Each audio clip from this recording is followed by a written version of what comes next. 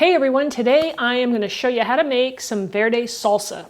This is a green salsa made with tomatillos, and it goes great on enchiladas. It could be an alternative to regular red enchilada sauce. It has a nice little tang to it, so it makes a great enchilada, or you can put it in your tacos or your burritos, however you want. It's also great if you're barbecuing your chicken, or maybe you're having some fish and you want a little sauce to put on there for a little change of pace. It has a beautiful tang to it, and I think you'll enjoy it. And you can also, of course, serve this up as a salsa with chips. So I'm Rockin' Robin, and I'm going to show you how to do it right after this.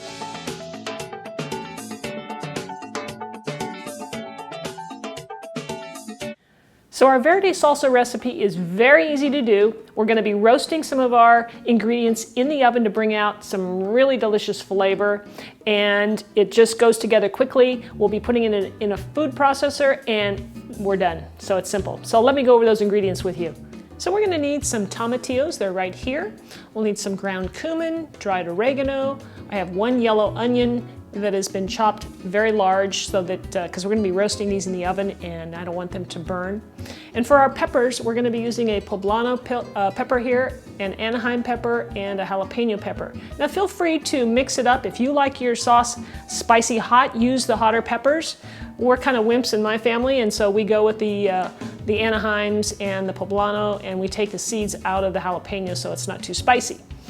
Here I have a couple of cloves of garlic, and I've left the paper on because we're going to be roasting all of this in a very hot oven, and I don't want it to burn. And we'll need the juice of some lime and some salt and a little handful of cilantro. We're going to start off by prepping up our tomatillos. So when you go to the produce department to pick these up, you want to look for those that are, they don't look all shriveled up and brown. They have a nice covering. There's a paper husk over these, if you're not familiar with them. And you can kind of peek inside and look inside, and what you're looking for is a nice bright green color. If they're more yellow, they're going to be sweeter in flavor, as opposed to a little more tartness and acidic. So that's really what you want for a good Verde salsa. So what you'll find is, what we're going to do is we're going to peel off this paper husk like this, and then we're going to take it off completely, and you're going to find that they're sticky. There's a sticky residue. And so we're going to put these in a colander, and then we're going to give them a nice little rinse, and then they'll be ready to go in the oven. Our tomatillos are peeled and rinsed, and I just placed them on a towel here just to kind of dry them off. Same thing with the peppers, give them a little rinse and make sure they're dry because we don't want them to steam in the oven, we want them to roast. So, all right, so now all we have to do is I have a foil lined baking sheet here, and I'm gonna lay the tomatillos. The tomatillos, as they roast, tend to let go of their moisture, and it gets very wet in the pan. I'm gonna put just a little bit of olive oil on the other side of the pan here and just brush it in a little bit, just so that the peppers and the garlic and the onions don't stick. So try not to overcrowd your pan. If you have a lot of these, you want to make a big batch of this, you're going to want to use a couple of different pans. So I'm just going to place the peppers on there, the onions, put those in there, my garlic, just set those on the pan, and my jalapenos. And I took the seeds and the membrane out of the jalapenos because, like I said earlier, we don't like it too spicy. And I'm going to be making a video on how to do that if any of you want to see that. So let me know in the comments below, okay? Now I have my oven preheating to 475 degrees Fahrenheit. And they're going to roast in the oven for about anywhere between 15 and 20 minutes, depending on how hot your oven runs. So we'll just see. We want them to get nice and charred, and I may even turn over my peppers halfway through. So I'll show you that. So here we are at 15 minutes into our roasting. Let's have a look-see. I'm going to flip my jalapenos over. You can see a little bit of charring going on there. I want to get a little bit more charring going on. Our onions, a little bit there. I'm going to put this back in, and we're going to roast this at least another 10 minutes. So I just took the peppers and the vegetables out of the oven. They were in there about 30 minutes, so it just depends. Now I wanted them to, char up pretty nicely so that you get that really good flavor in there. Everything else we're gonna let sit on the tray to cool, but we're gonna take out the anahiem pepper, and I'm gonna place it into a bowl, and the poblano pepper, place that in there. And we're gonna cover it with some saran wrap. And we're gonna let this just steam and cook a little bit longer. It's gonna make the skins really easy to remove. We don't have to worry about the jalapeno.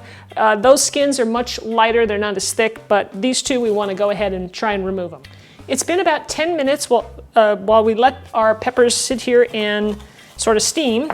And now I'm gonna go ahead and take the skins off. And sometimes it helps to use a paper towel. We'll just see how easy they come off. All right, so what we wanna do here is just peel the skin off. You see how that comes off pretty easy? And then we have a nice tender pepper underneath. And you can remove or leave the seeds in if you like. I'm gonna take mine out because, you know, like I said before, we're kind of wimpy when it comes to the heat. Take your knife and you can scrape those out if you wish. So I'm just gonna scrape them out. And once I do this to both of the peppers, I'll show you the next step. We're gonna just toss everything into our food processor. So I'm gonna put the peppers that I just took the skin off, I'll lay those in there. The next thing I'm gonna work on is the garlic. Remember we left the skin on, right? So we just wanna, just squeeze that into our food processor and those little cloves just pop right out. We wanna get all the juice from our pan into our food processor. I don't wanna waste a drop of that flavor. Scrape all those juices in. Next, we're gonna add our oregano, the ground cumin, a nice pinch of salt. Salt's really gonna bring out the flavor. Some lime juice. I'm probably putting in about a teaspoon, maybe 2 of lime juice, and the cilantro. And when you do your cilantro, try and not put too many stems in there, just get the leaves if you can. And if we need to, we can always add just a touch of water if we need it. Here we go, we're gonna pulse this up. All right, let's have a look at this. Oh, I know it tastes good. I tasted it, and it is amazing. Let me pour this out here for you so you can see it. Look at that. It's beautiful. It's a beautiful consistency, I think. And if you like it thinner, go ahead and thin it out with just a little bit of water. Guys, I hope you'll try this. Let me get another spoon. Okay, here we go. Another taste.